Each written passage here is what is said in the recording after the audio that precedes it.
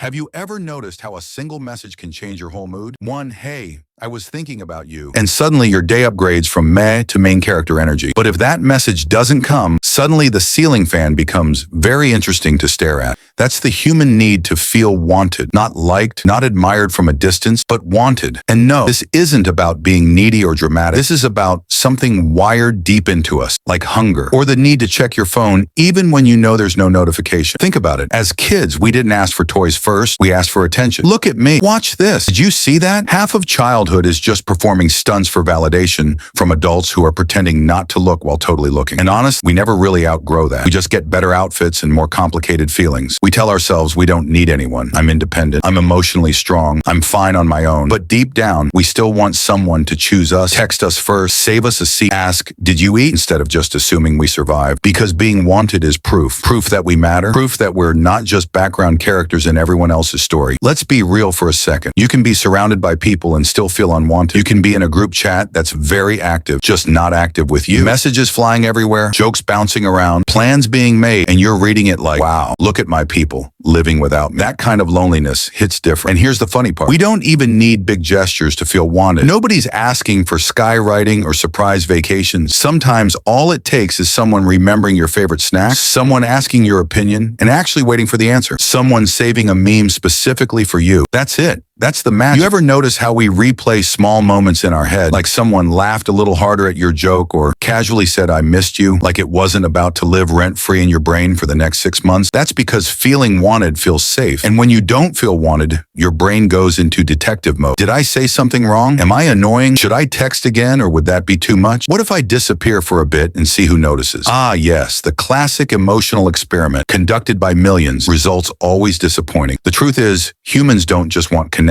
We want confirmation. We want to know we're not forcing our presence, that people don't hang out with us out of habit, boredom, or politeness, but because they actually want us there. That's why rejection hurts more than pain sometimes. Pain says, this happened to you. Rejection says, you weren't chosen. And that's a hard sentence for any heart to hear. Think about relationships. So many fights aren't really about what they seem. It's not about the dishes, not about being late, not about forgetting a date. It's about feeling optional. The moment someone feels like they're only loved when convenient, the relationship starts leaking slowly and quietly, like a pipe dripping at 3 a.m. that you keep ignoring until the whole wall is wet. We crave being needed, but even more than that, crave being wanted without condition. Not I want you because you're useful, not I want you because you make my life easier, but I want you because you are you. That hits different. And yeah, social media made this need louder. You post something and wait, not for fame, not for thousands of likes, just for certain people to see. You don't care if strangers like, you care if that one person reacts. And if they don't, suddenly your post feels embarrassing, like you overshared in a room where nobody was listening. Funny how that works. Here's something we don't talk about enough. Wanting to feel wanted doesn't make you weak. It makes you human. Weakness isn't wanting connection. Weakness is pretending you don't and then punishing yourself for feeling empty. Some people cope by becoming overly independent. I don't need anyone, which really means I've been disappointed so many times that I'd rather not hope. Others cope by overgiving. They pour love, time, and energy into everyone around them, secretly hoping someone will pour it back. And then they say, I'm tired. But what they really mean is, I'm tired of loving people who don't choose me. Heavy, right? Yeah, humans are heavy like that. But here's the twist. The need to feel wanted isn't just about others choosing you. It's also about you choosing yourself. Because when you constantly chase validation, even getting it doesn't feel satisfying. It fades fast, like a notification buzz that excites you for half a second and then disappears. Feeling wanted works best when it's balanced, when you let people in, but don't beg them to stay, when you appreciate attention, but don't shrink yourself to earn it. You're allowed to want to be wanted. Just don't forget that you're already worthy. Even on days when no one texts, calls, or checks in. Sometimes people don't show desire the way we expect. Sometimes they care quietly. Sometimes they're struggling too. And sometimes, hard truth, sometimes they're just not your people. And that doesn't mean something is wrong with you. It means you haven't reached the place where your presence feels natural yet, where you don't have to prove your value, where wanting you comes easily. Because trust me, the right connections don't make you question your importance every night. They don't make you rehearse conversations in your head. They don't make you wonder if you're too much or not enough. They just make space for you. So if you're listening to this and thinking, why do I crave being wanted so badly? The answer is simple. Because you were never meant to do life feeling invisible. And one day you'll look back at all the moments you felt overlooked and realize they were guiding you towards spaces where you wouldn't have to ask to be chosen. Until then, be gentle with yourself. Check on others, yes, but also check on you. And remember that wanting to be wanted wanted isn't something to be ashamed of. It's just your heart reminding you that you're alive, connected, and still hoping. And honestly, that's a beautiful thing.